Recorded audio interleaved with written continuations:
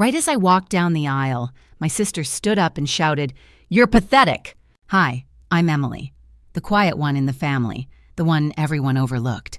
But that day, I showed them who I really was. If someone ever tried to ruin your moment, would you stay silent or rise above it? Tell me below, what would you have done? I was always the quiet one, the sister nobody really noticed, at least not until my wedding day. It's strange how families build silent hierarchies. You never get a manual, but you grow up knowing your place. Victoria, my older sister, was the star, the one with shiny report cards, debate trophies, expensive haircuts, and a knack for stealing the spotlight without seeming to try. And me? I was Emily, the quiet one, the one with a steady job, a modest laugh, and a forgettable wardrobe. I liked the life I'd built in Asheville, the kind of quiet that comes with front porches, coffee shops that still write your name on paper cups, and neighbors who wave as they rake their leaves. My job with the Department of Defense wasn't flashy. Most people didn't really understand what I did, including my own parents. Something with maps, Mom would shrug when her friends asked. Daniel understood, though. He always did. We met 3 years ago at a hardware store of all places. He had grease under his nails and a smile that made me forget what aisle I was in. I later found out he was a former Army engineer, now working as a civilian mechanic for military vehicles. He didn't talk much about his time overseas, but when he did, it was never to boast, just the kind of quiet strength that felt safe. He proposed under a maple tree behind my apartment with a simple gold ring and a thermos of cider he'd made himself.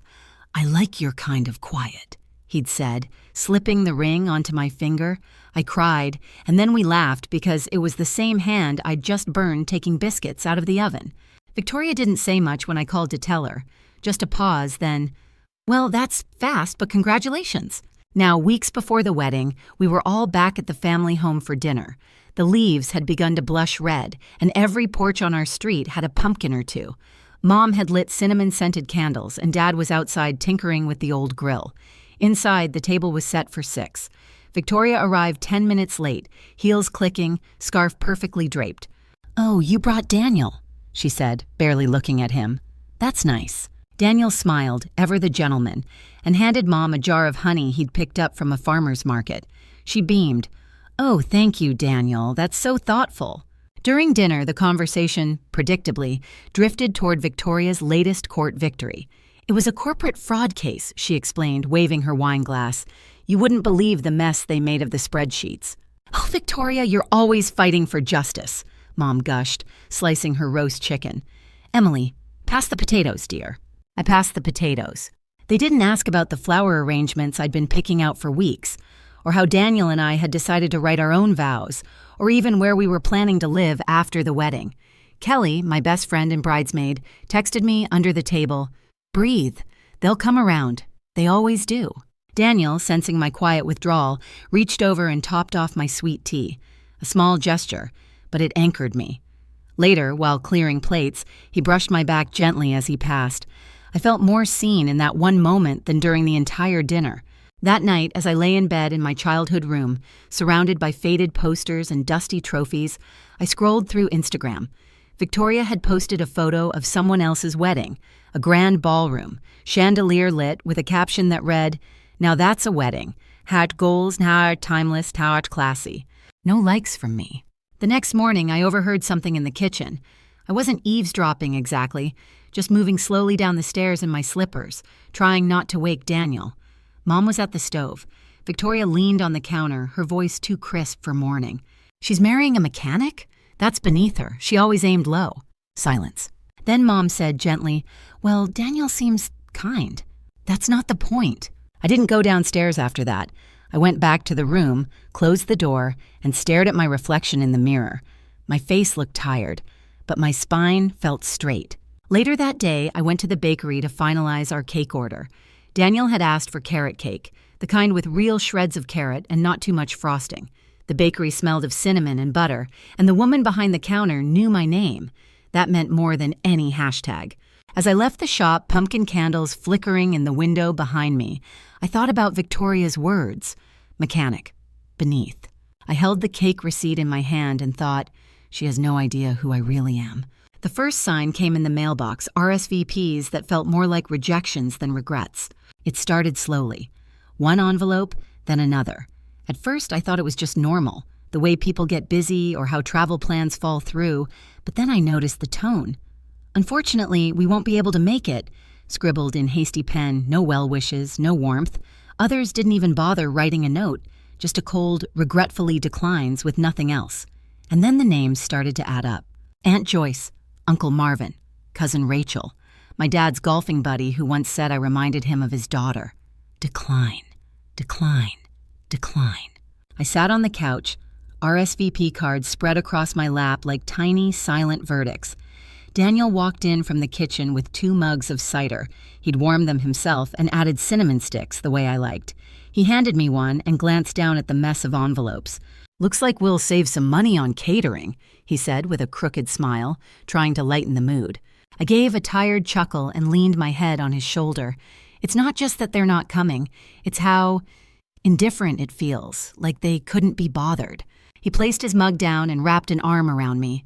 "Babe, I'd marry you in a courthouse parking lot with a hot dog stand and still feel like the luckiest guy alive." That made me laugh for real. We'd have to serve mustard packets and napkins with our vows. "And a discount coupon for the next wedding," he added, kissing the top of my head. Still, later that night, when I was alone at my desk marking names off the guest list, I couldn't ignore the knot forming in my chest. Was this what Victoria had been whispering behind my back? That my wedding wasn't worth the effort? The next morning, I headed downtown to the bridal shop. It was a little corner boutique with antique lace in the windows and a chalkboard sign that read, "You bring the love, we bring the dress." Maya, the owner, greeted me with a warm hug and a cup of hot cider. "You're glowing today," she said, brushing a stray hair from my face. "Come on, your dress is steamed and ready." As I stepped into the fitting room, I caught my reflection. I didn't look glamorous. Nothing like the glossy brides in Victoria's Instagram stories, but the woman staring back had something else. She looked steady, grounded, like she'd built her life with care and wasn't afraid of a little silence. Maya zipped me in, fluffed the bottom, and stepped back. "You know what?" she said softly. "This dress fits your spirit. It's not just beautiful, it's yours."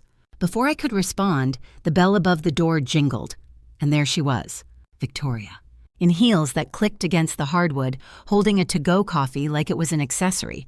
She looked me up and down, tilted her head, and gave that smile, the kind that feels like ice. "Well," she said, "that's very plain. I mean, it's fine if you're going for, I don't know, courthouse chic?" Maya's face froze for half a second, then returned to kindness. "It's perfect for Emily." I swallowed hard. "I like it." Victoria shrugged. "Just saying, it doesn't exactly scream celebration. But maybe that's your thing." Kelly arrived moments later, breathless and holding a bag of donuts from the corner bakery.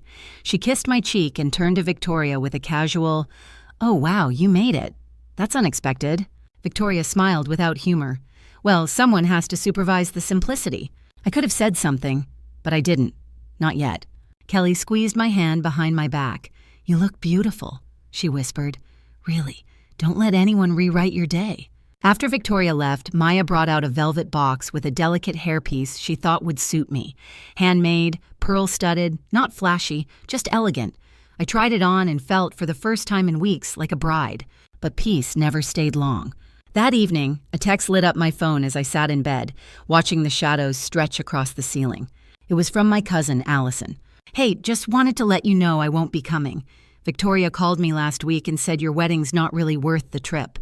I'm sorry. I didn't know what to believe, but I think it's best I stay out of the drama." "Drama?" I stared at the screen, my chest burned. Not worth the trip, not worth attending. I didn't cry. I didn't text back.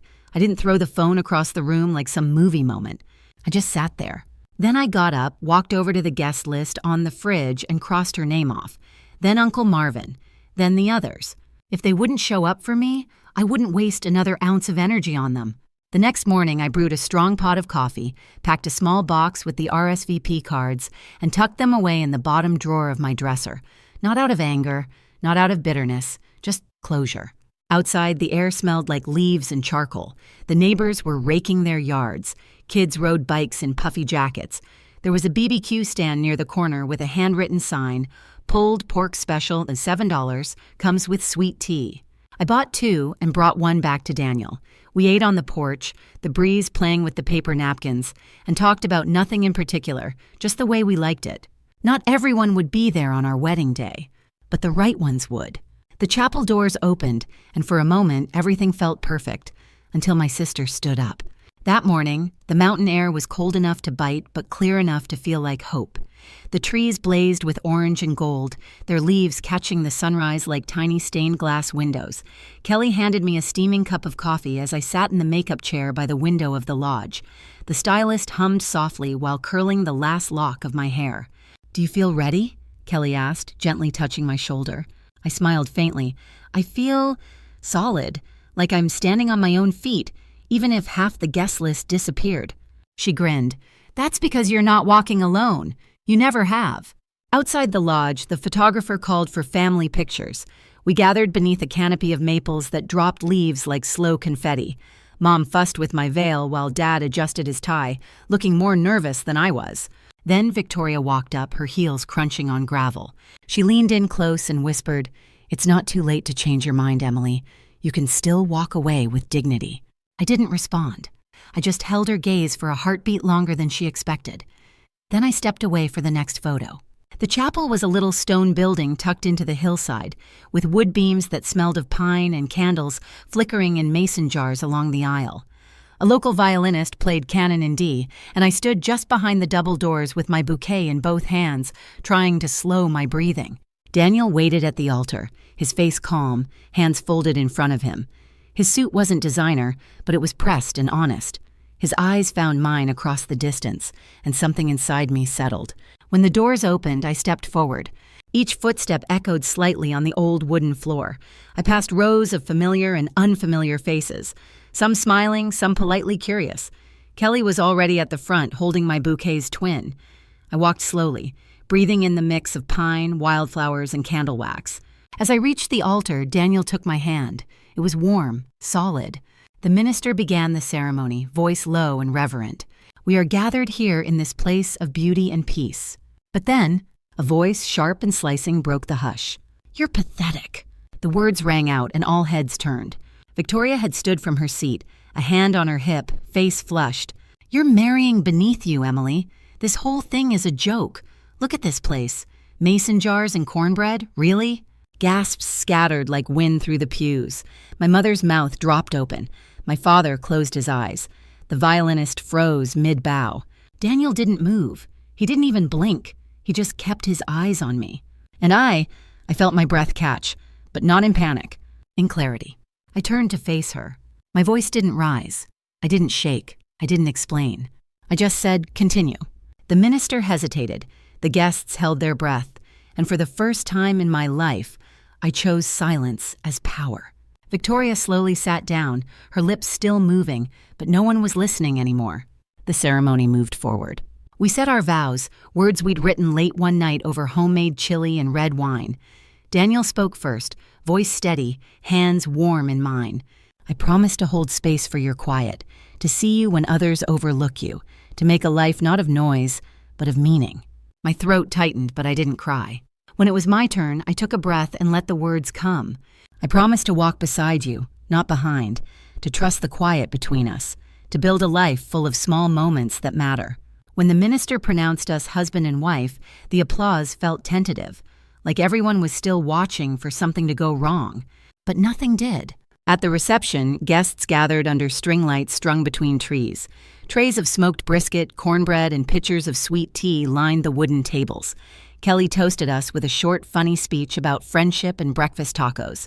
The violinist switched to bluegrass, and kids danced barefoot in the grass. Victoria left early. She didn't say goodbye. I didn't chase her. Instead, I sat on a quilt beside Daniel, watching the last light fade behind the ridge. My dress was slightly muddy at the hem. My hands were sticky from sweet tea, but I felt more beautiful than I ever had. People had seen me today. Not the quiet one, not the overlooked one. Just me. Just when I thought the night couldn't get any heavier, the room went silent as a decorated general walked in. The reception at Romano Ridge was beautiful, even after everything. Candles flickered inside jars of cinnamon sticks and pine cones. Soft jazz danced through the air, and the scent of brisket drifted from the buffet line like something holy. Kids were still chasing each other across the stone patio.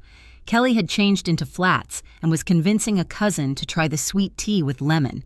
Daniel stood beside me, quietly holding my hand.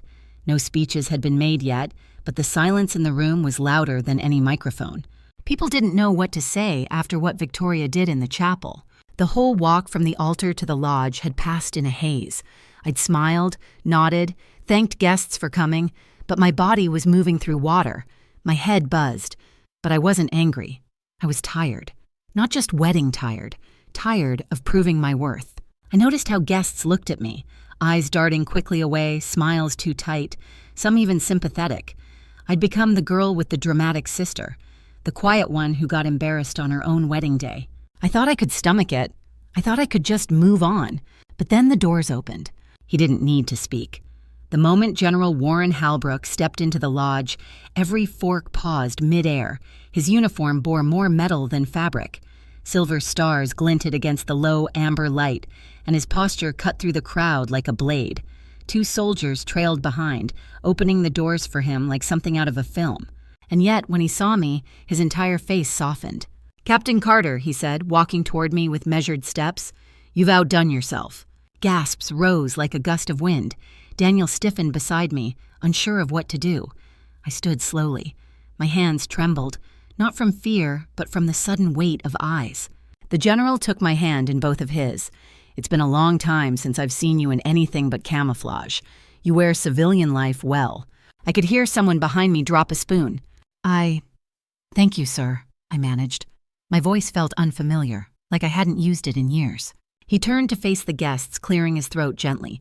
"For those of you who may not be aware, Captain Emily Carter is one of the finest officers I've ever served with. She led humanitarian convoys through landslides in Nepal, oversaw infrastructure during cross-national coordination efforts in the Sahel, held the line when communication towers went down in the North Atlantic storm. There are soldiers walking this earth today because of her steadiness under fire." The jazz trio had gone completely silent. The staff behind the brisket tray stood straighter. Even the children stopped running. "She never asked for medals," he continued, "but she earned every one. And when she left the army, it wasn't out of weakness. It was out of love for this man beside her." Daniel blinked. I could feel his grip tighten slightly around my fingers. Some may look at today's wedding and see a quiet bride, modest decorations, simple fare. But I see excellence. I see a woman who chose integrity over attention, service over self, and love over pride.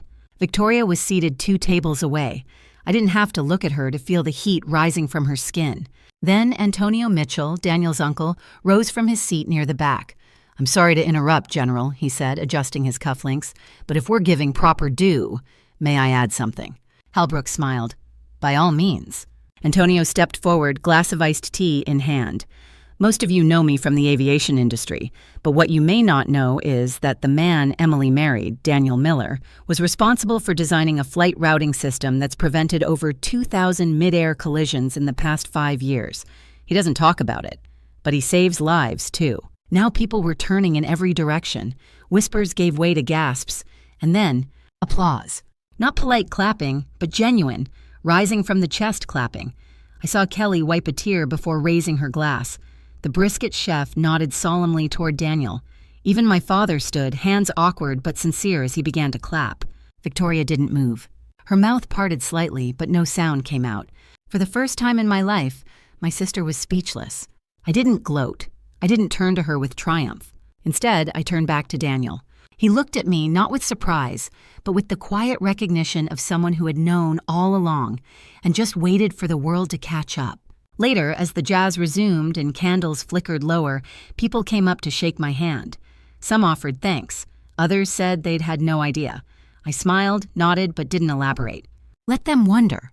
Let them remember that the quiet ones often carry the loudest truths. She built her life on applause, but tonight no one would even meet her eyes. The reception hall at Romano Ridge hummed with a different energy now, lighter, warmer, full of voices that no longer whispered but laughed freely. The string lights strung along the ceiling beams cast soft glows on the wood-paneled walls, while the fireplace flickered in one corner, crackling beneath a mantel lined with eucalyptus and tiny white pumpkins. A platter of banana pudding disappeared in minutes, replaced quickly by trays of peach cobbler and mini pecan pies. Outside, kids twirled with sparklers in the cool night air, their giggles echoing like bells through the autumn dark. And in the center of it all stood Daniel and me, hand in hand, a little tired, very grateful. People circled around us like moths to a soft flame. One of Daniel's coworkers clapped him on the back. "Didn't realize you were marrying a war hero," he joked, and Daniel just smiled and shook his head. "No," he said, nudging me gently. "I married one." My chest tightened, but not in the old familiar way of holding back. This was different. It was a feeling of unfolding, like something inside me, long folded and tucked away, was stretching into the open. Cousins I hadn't spoken to in years made their way toward me. One aunt I assumed had declined the RSVP, handed me a small envelope and said, "I told Victoria I wouldn't come, but I was never coming for her." Her voice cracked, just slightly. "I came for you." My parents hovered nearby. My mother, always the hostess, always the one refilling sweet tea glasses or fussing with serving spoons, stood strangely still, holding a plate she never touched. Her eyes moved from guest to guest, then to me, then to the space behind me where Victoria lingered in shadow. My father, usually a man of opinions and toast-giving, said little. He simply watched Daniel for a long time, nodding slowly as if replaying the entire night in his mind. I didn't approach them. I didn't need to. Victoria stood alone near the edge of the dance floor, just beneath the large barn door window that looked out over the darkened hills. Her dress, once the flashiest in the room, now seemed to shimmer in defiance, not celebration. She held her phone tightly, scrolling without seeing, her eyes darting up now and then, searching for someone who might care. But no one came. No one mentioned her latest trial win or asked about her sleek condo downtown. There were no compliments on her designer clutch, no wide-eyed admiration over her Instagram perfect life. Tonight, the room wasn't looking in her direction. It had turned, toward laughter, toward humility, toward something quieter and deeper. She tried. She floated past a group by the dessert table, interjecting with, "I always told Emily she was resourceful." But the conversation didn't pause for her. One woman offered a polite smile, then leaned back into a story about Daniel helping a stranded veteran on a layover flight. I sipped cider and watched her attempts grow more brittle. A handshake here, a comment there, none landing. She was unraveling, not in an obvious, tear-streaked way, but in the quiet collapse of someone whose entire identity depended on being admired. Kelly was never far from me. She wasn't loud, she didn't say much, but her presence was steady. When someone offered a toast, she nudged my elbow so I'd look up. When a kid nearly barreled into my gown, she gently steered him aside without missing a beat. Later that night, I stepped away for a moment, needing air. The hallway outside the main lodge was dim, with only a few flickering lantern sconces lighting the wood floor. That's where I found Victoria, waiting. Her eyes locked on mine, and before I could speak, she said, "You let me walk into that." I tilted my head. "Walk into what?" "This whole night," she said. "You let me humiliate myself." I didn't raise my voice. "No," I said. "You did that on your own." She stared at me, really stared, as if trying to figure out who I was now. I wasn't the quiet sister at the table anymore, nodding along. I wasn't the background. "You should have told me," she said, her voice catching. "All this time you could have said about the army, the medals, the general, any of it." "You never asked," I said simply. And I stopped needing to explain myself years ago. Something in her mouth twitched. Was it a sneer or the start of something more honest? "I was just trying to help," she muttered. I exhaled. "No, you were trying to stay on top, but that's not the same as helping." She didn't respond. Behind her, Kelly had appeared, wordless again, her arms crossed lightly, leaning against the doorframe. She didn't say anything. She didn't need to. Victoria stepped aside as I walked past her. I didn't gloat. I didn't turn back. Back in the lodge, Daniel caught my eye and smiled, lifting his glass. Friends laughed. The playlist had shifted to something old and twangy, and a group of cousins had started dancing barefoot on the wooden floor, their shadows long in the candlelight. And then I saw her. Victoria sat at a table near the back, alone. Her untouched cake sat in front of her, the icing slowly melting beneath the warmth of the room. No one approached. She wasn't ignored with malice. It was worse. She had become irrelevant. The spotlight she built her life around had moved, not out of vengeance, but out of quiet recognition. The room no longer needed her performance. They had found something real elsewhere. I watched her a long moment. For the first time, I felt no resentment, no desire to one-up or jab, just understanding. Because I had lived that isolation. I had memorized that empty feeling. But now, I was standing on the other side, and it wasn't triumph I felt. It was peace. 3 weeks later, she showed up at my door, not with insults, but with tears. It was early March, and spring was just beginning to tease the trees in Asheville. Buds peeked out along the dogwoods, and our porch smelled faintly of rain and fresh soil. I had just come back from Mitchell's Cafe with a bag of blueberry muffins when I heard the knock. Soft, hesitant, unlike her usual brisk raps. When I opened the door, there she stood, Victoria. Her eyes swollen, eyeliner smudged, hands clenched tight around the strap of her purse like it might run off without her. "I didn't know where else to go," she said, barely above a whisper. The part of me that once would have closed the door didn't even flinch. I stepped aside. "Come in." She sat at our kitchen table like she didn't recognize it. Daniel had gone for a run, and the house was quiet. Just the faint hum of the fridge and the ticking of the wall clock. I placed a mug of coffee in front of her, but she didn't touch it. Her eyes stared into nothing. "My marriage is over," she said finally. "Mark moved out 2 weeks ago, said I care more about appearances than people. Maybe he's right." She didn't cry loudly. There were no dramatic flourishes, no raised voice, just quiet unraveling. She told me the firm had suggested she take an extended break. Charlotte's legal circle, it turned out, didn't take kindly to public scenes at weddings. A few clients had quietly backed out. Her condo was too much on a single income. "I'm not sure who I am without the spotlight," she admitted, her voice brittle. "I've built everything around being impressive." I didn't respond with judgment. I didn't remind her of the things she said at my wedding. I just sat with her. Sometimes, presence speaks louder than payback. That afternoon, I took her downtown to Mitchell's Cafe. It was warm inside, the smell of cinnamon and freshly brewed coffee curling around every corner. Antonio was behind the counter, tying his apron, chatting with a regular about baseball season starting up. I explained Victoria's situation. He listened without interruption, then turned to her. "We don't care where you've been," he said. "We care what you're willing to learn." She blinked, stunned. That's how it started. The first week was rocky. Victoria burned a tray of muffins, mischarged a table, and once accidentally poured hot chocolate into someone's purse instead of a to-go cup. The staff, instead of mocking her, coached her. Molly, the barista, showed her how to work the register. Chris taught her how to steam milk without scalding it. No one tiptoed around her pride. They just treated her like any new hire. I'd stop by sometimes to drop off lunch or say hi. I watched her wipe tables with quiet focus, her once perfect nails now trimmed and clean, her hair tied back in a low bun, no lipstick, no gold watch, just Victoria, raw and learning. By mid-April, she came early to prep the pastry case and stayed late to sweep floors. Regulars learned her name. One elderly couple left her a thank you card. She taped it inside her locker. She never said much about those weeks, but her shoulders sat lower. Her smile, when it came, was softer, less polished, more real. In May, we hosted a family reunion in our backyard. Daniel grilled ribs, Kelly brought banana pudding, kids chased each other with sparklers across the lawn. Folding tables lined the grass, topped with pitchers of lemonade and bowls of potato salad. It was noisy and simple and perfect. Just as we were setting out cornbread, a car pulled up. Victoria stepped out in jeans, sneakers, and a plain blue t-shirt. No makeup, no entourage, just a tray of lemon bars wrapped in foil. Mom dropped her tongs. Dad looked like he'd seen a ghost. Victoria smiled awkwardly and said, "I hope I didn't miss the food." She made her way toward me. "I came straight from the cafe," she added, brushing flour from her sleeve. We sat side by side on the porch swing later that night, watching fireflies blink across the grass. "You were right," she said quietly. "Worth isn't what you flaunt. It's what you prove. I never saw that before." I looked at her, really looked. The woman beside me wasn't the polished, untouchable sister from months ago.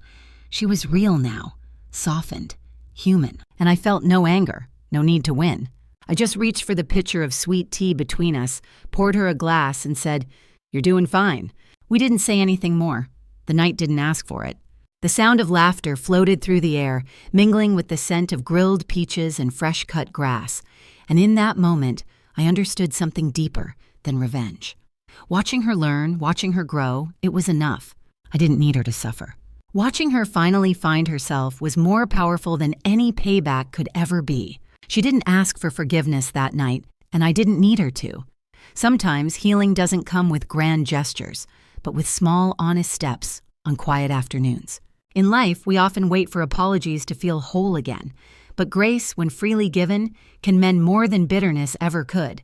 And sometimes the person who once wounded us the most just needs a place to begin again. If this story stirred something in your heart, I'd love to hear your thoughts.